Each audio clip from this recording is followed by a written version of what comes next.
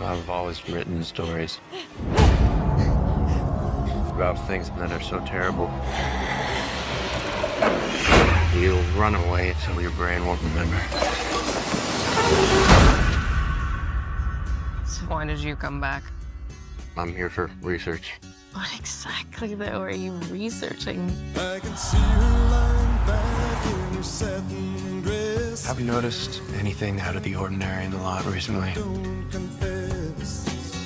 Sundown, you're back.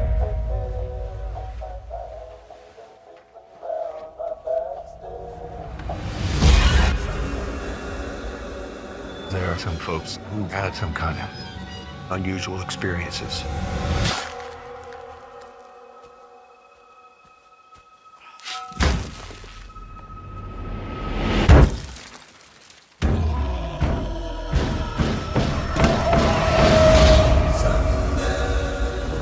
They used to tell us stories about this place.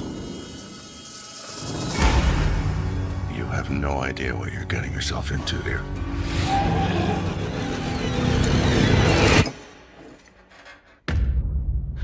Danny, where are you? Answer me. This is not a disease you can catch. You better take care. Let me in.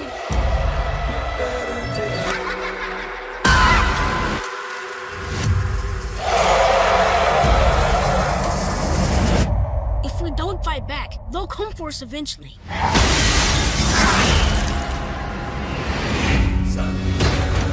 Things have gone bad in the lot now.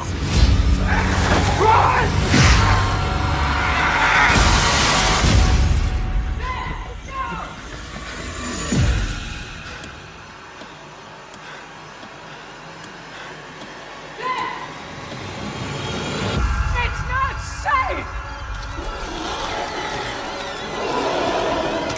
And look, with this movie we're about to discuss, it goes as it goes. Everyone should see it. We're not going to tell you to see it or not see it. We're just going to tell you what we like about it and what we don't like about it. And if you're going to film bro us to death, fuck off. We're just talking about a movie and you can relax. The movie we're talking about, though, is the recent release, the third attempt at Salem's Lot. Yes, and I not having grown up with horror, I did miss the two miniseries, and the first one starred one of your favorites, David Soul. Good guy. He was a good guy.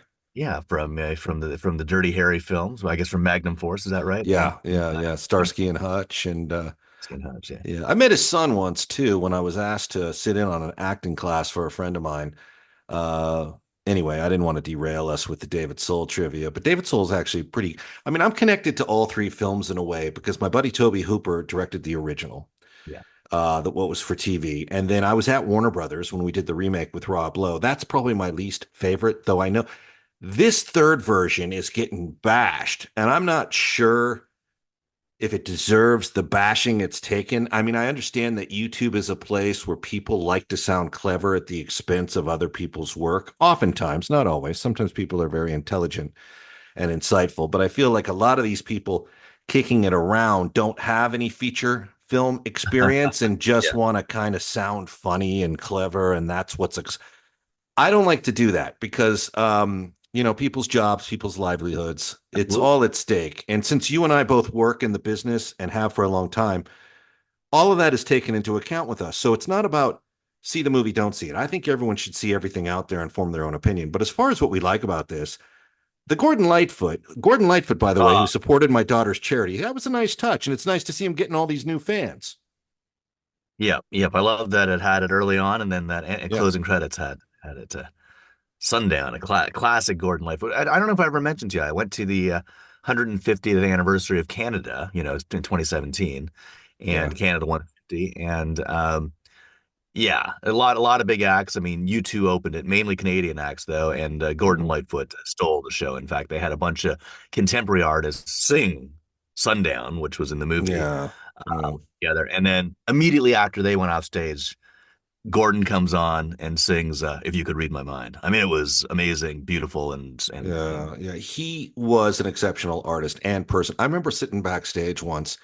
he was signing a guitar for Sean's charity, and I had gotten there early. I don't think he was there yet, and I just left the guitar and I went to talk to the management. I was sitting there talking to them, and all of a sudden, Gordon Lightfoot walks in carrying the guitar, and it's signed, and he's like, "Hey, I just wanted to give this back to you. I signed it for you." And it was one of the first times I'd met him, but it was like not just this sign and leave it or whatever.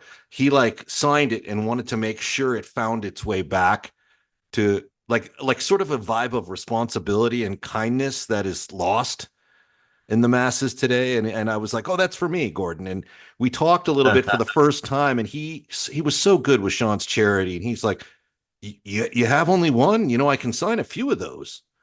But it's nice because the song is a beautiful song. Most of his music is incredible. And it's great that in situations like this, as we saw with Queen and Wayne's World back in the day before you were born, it re-sparks an interest in what these artists did. I don't know if the song was needed at the end but it bookends the film.